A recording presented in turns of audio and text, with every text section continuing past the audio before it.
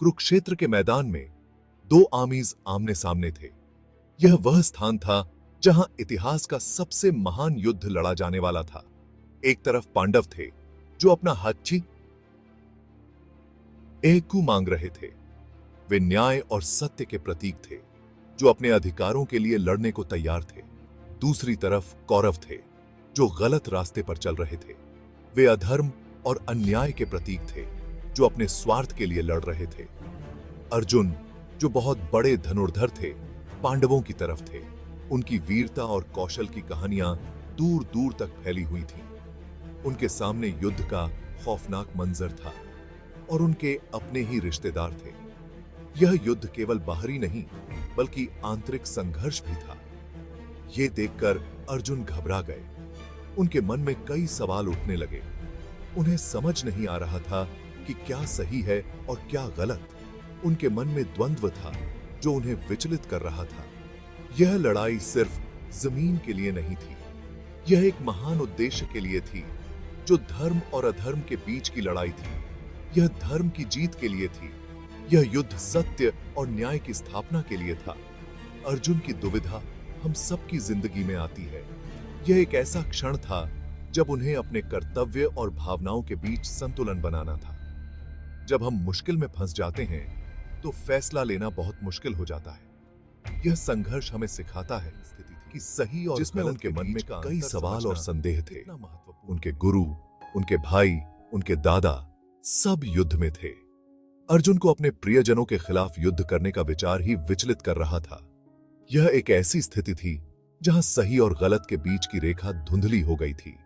आज भी हम कई बार परिवार और समाज के दबाव में गलत फैसला ले लेते हैं। हम अपने प्रियजनों की उम्मीदों और समाज के मानदंडों के बीच फंस जाते हैं, जिससे सही निर्णय लेना मुश्किल हो जाता है। पैसों की तंगी भी हमें गलत रास्ते पर धकेल सकती है। आर्थिक समस्याएं हमारे मानसिक और भावनात्मक स्वास्थ्य पर भारी पड़ सकती हैं, जिससे हम गलत निर्णय ले सकते हैं। भारत में भी पैसों की वजह से ही लड़ाई हुई थी। धन और संपत्ति के विवाद ने भाइयों को एक दूसरे के खिलाफ खड़ा कर दिया था, जिससे एक भयंकर युद्ध छिड़ गया। पांडवों से उनका राज्य छीन लिया गया था, उन्हें वनवास भेज दिया गया और यह अन्याय उनके जीवन का सबसे बड़ा संघर्ष बन गया।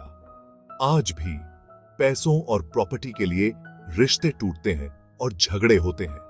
संपत्ति के विवाद परिवारों को विभाजित कर सकते हैं और गहरे घाव छोड़ सकते हैं। हमें समझना होगा कि लालच और स्वार्थ ही दुख का कारण होते हैं। सच्ची शांति और संतोष पाने के लिए हमें इनसे ऊपर उठना होगा और अपने जीवन में संतुलन और समझदारी लानी कि क्या अपने ही लोगों से लड़ना सही है। यह सवाल उसे अंदर से कचोट रहा था, उसकी आत्मा को झकझोर रहा था।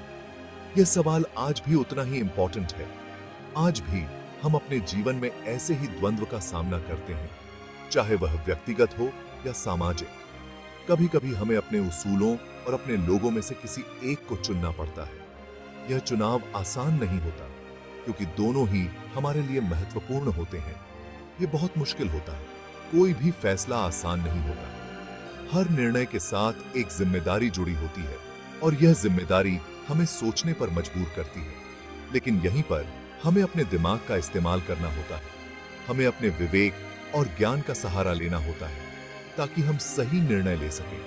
हमें समझना होगा कि असली धर्म क्या है और हमें क्या करना चाहिए। सही और गलत के बीच का फर्क समझना ही असली धर्म है और यही हमें सही मार्ग पर ले जाता है। और की है अर्जुन की इस मुश्किल घड़ी में उनके सारथी श्री कृष्ण ने उनका मार्गदर्शन किया। श्री कृष्ण सिर्फ सारथी नहीं थे, वे भगवान थे। उन्होंने अर्जुन को गीता का ज्ञान दिया और उन्हें सही और गलत की पहचान कराई। हमें भी जिंदगी में गुरु की जरूरत होती है। एक गुरु हमें सही रास्ता दिखा सकता है और हमें मुश्किलों से निकाल हजारों साल पहले थी। गीता हमें कर्म, धर्म और मोक्ष का रास्ता दिखाती है। यह हमें सिखाती है कि हमें अपना काम करना चाहिए बिना फल की चिंता किए। हमें अपने मन को शांत रखना चाहिए और परेशानियों से घबराना नहीं चाहिए। अर्जुन की कहानी हमें आत्मज्ञान का महत्व बताती है। जब हम खुद को जान लेते हैं तो हमें किसी और की जरूरत नहीं रहती। आत्मज्ञान से ही हमें सच्ची शांति और खुशी मिल सकती है। यह हमें जिंदगी के उतार चढ़ाव से लड़ने की ताकत देता है, हमें जिंदगी के भी